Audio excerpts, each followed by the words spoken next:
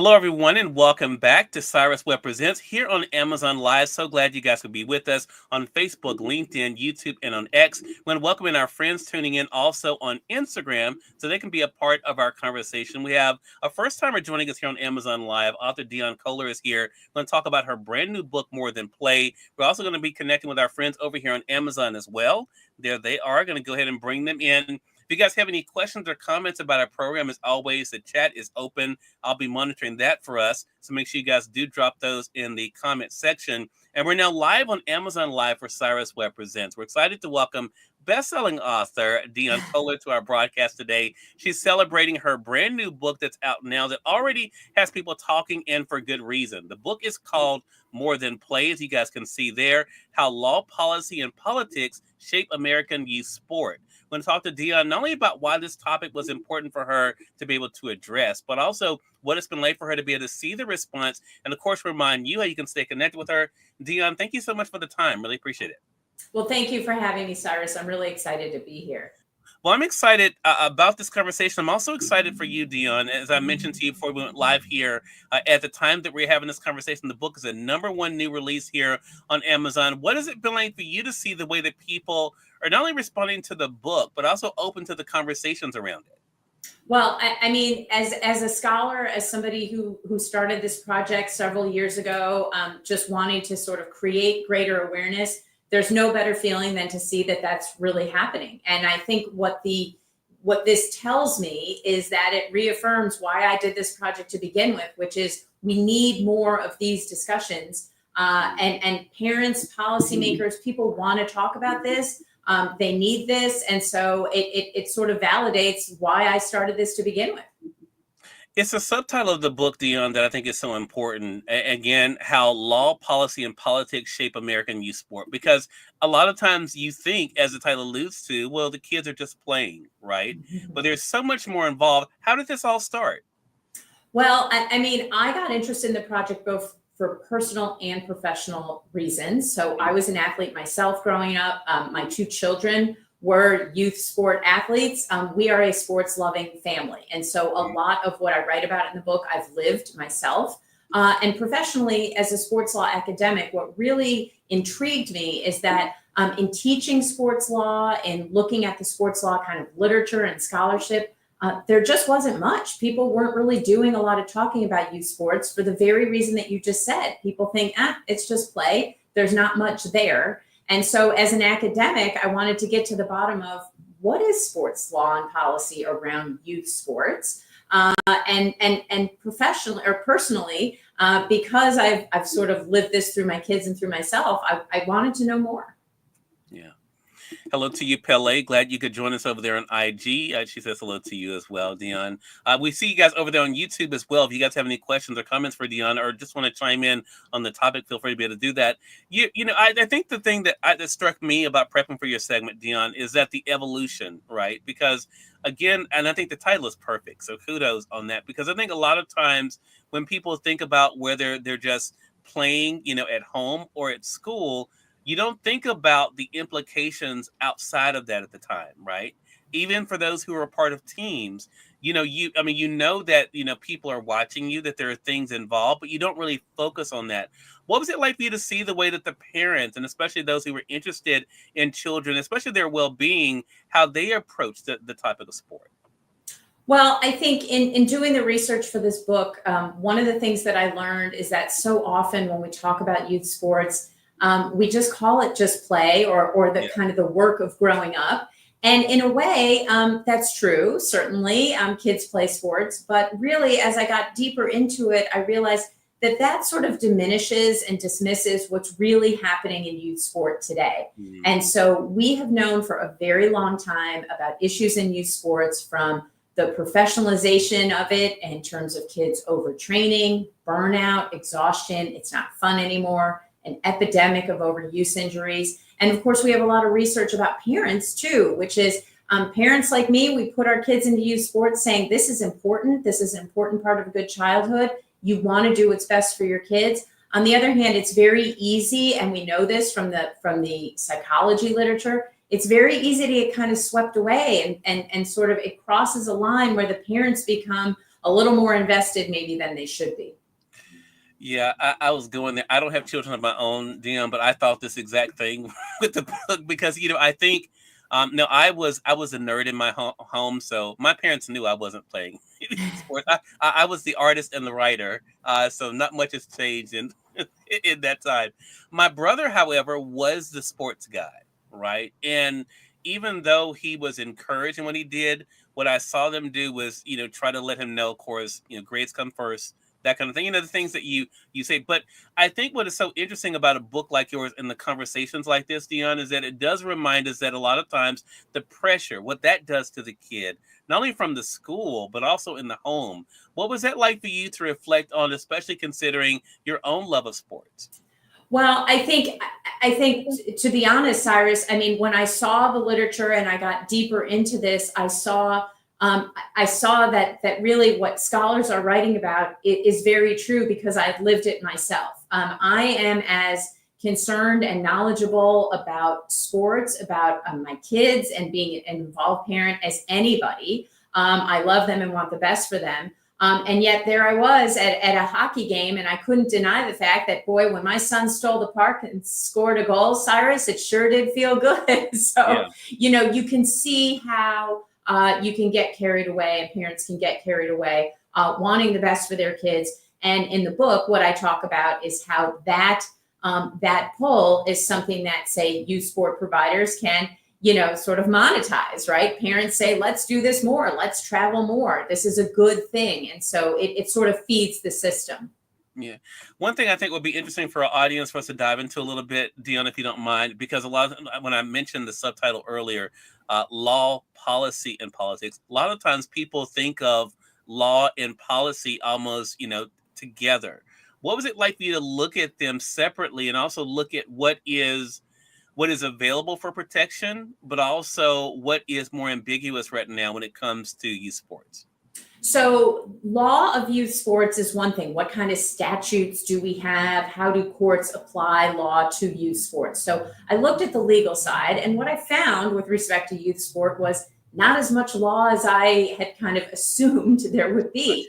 There's very little regulation of youth sports.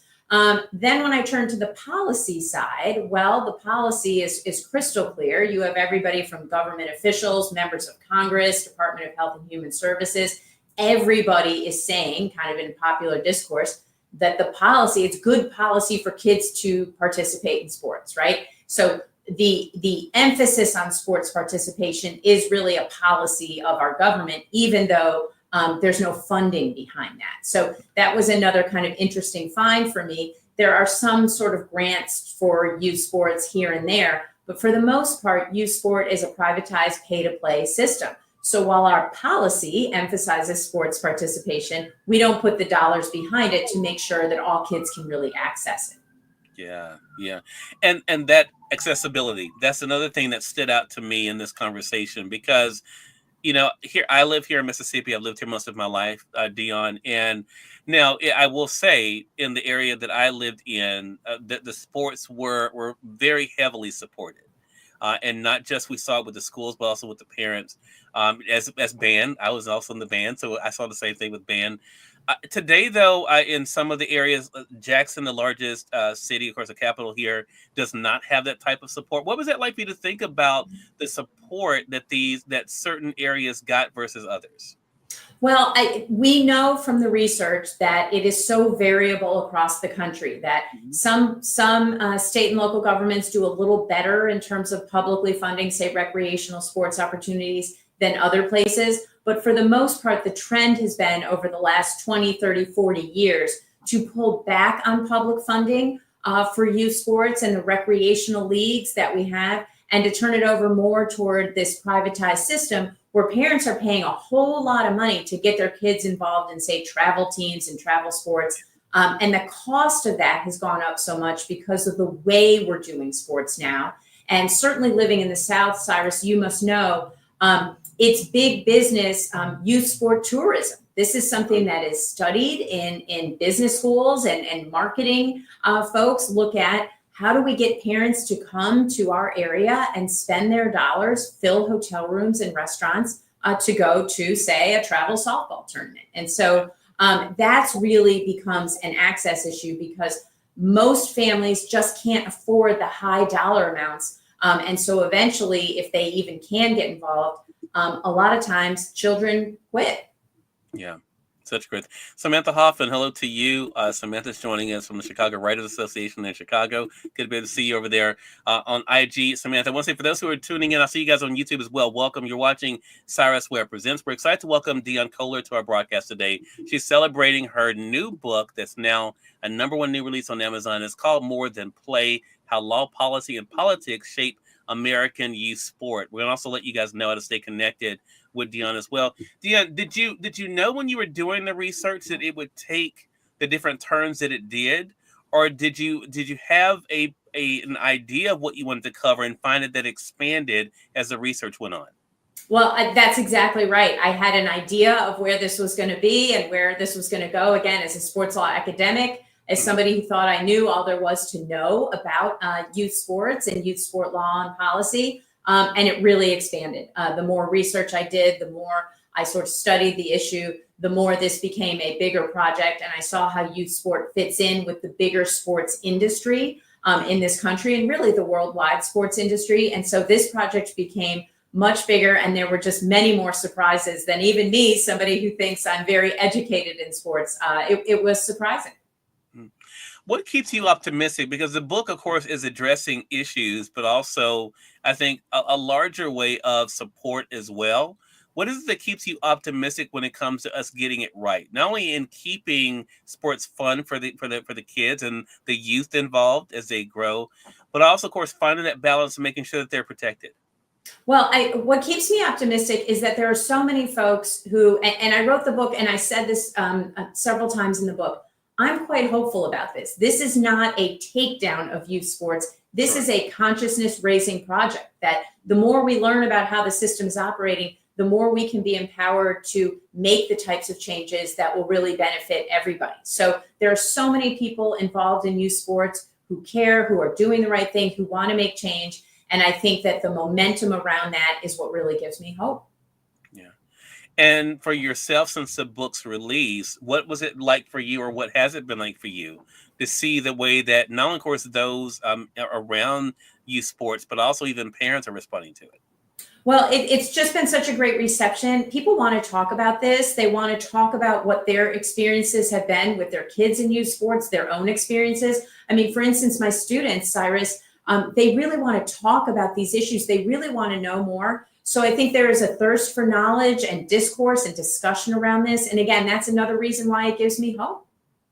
And I want to commend you too on the way the book is written, because I want our audience to know that's the thing. It's written in a way I think that everyone can be able to only to get into it, but also to be able to see exactly what you're trying to share, Dionne. And the main thing is, of course, being able to show that the history, but also, of course, where there are issues that need to be addressed and how it can be done. So I totally agree with what you just said. Not in any way trying to say that that they're it's all bad, but how can we make it better for those who it matter the most for? Talk to us about what it's been like for you in having conversations like this. I can imagine it's one thing for you to have spent this time writing the book. Now you have strangers like myself asking you asking you questions. What have the conversations been like with the media, but also in amplifying the message for you? Well, I've loved having conversations with the media. And I think one of the reasons why is because everybody sort of knows something about youth sports, has something to share. People are enthusiastic around this topic.